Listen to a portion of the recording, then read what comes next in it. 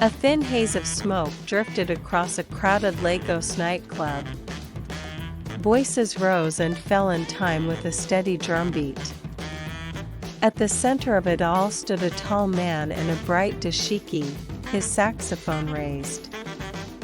He breathed in deeply, paused, then unleashed a single, piercing note. Instantly, the room held its breath, and then exploded in rhythm.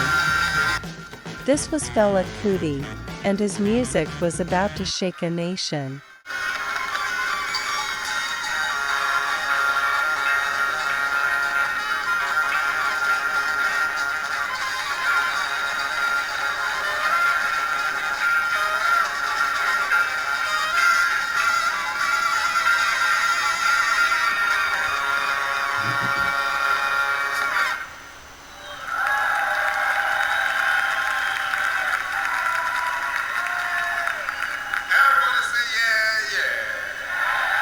In the early 1970s, Nigeria had just emerged from military rule.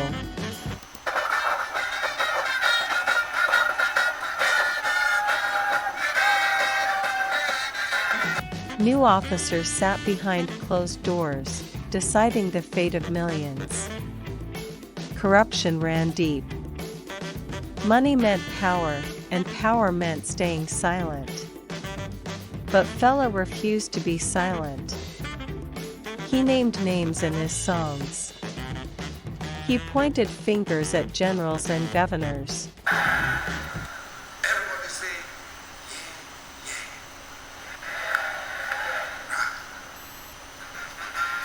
on the first, before the election, and the second election for the Nigeria.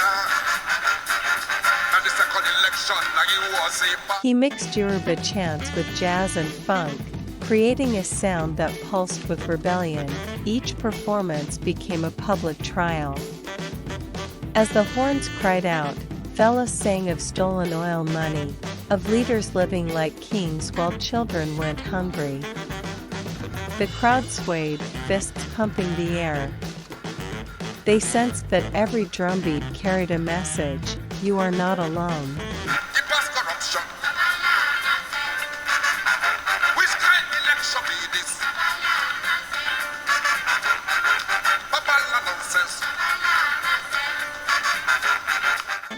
You have a voice. The government watched in growing alarm. Secret police began to slip into night shows, recording words and faces.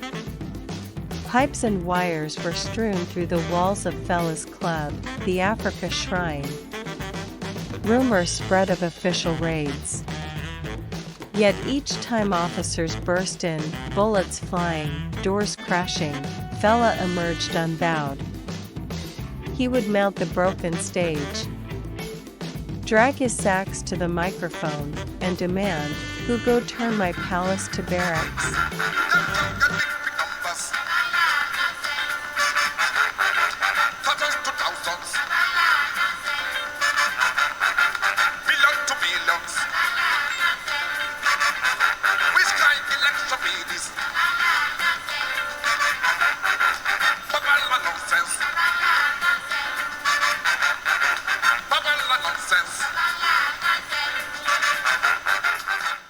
Tension grew like storm clouds over Nigeria.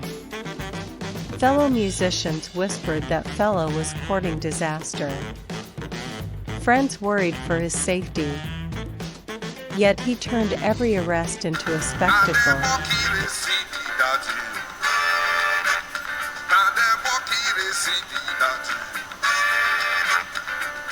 Prison cells became courts of public opinion.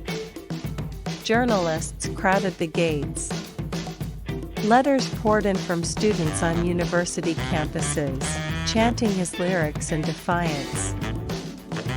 At one moment of greatest crisis, the government struck a blow that stunned the nation. They bulldozed the Africa Shrine at dawn, cranes tearing down the stage where hope once danced.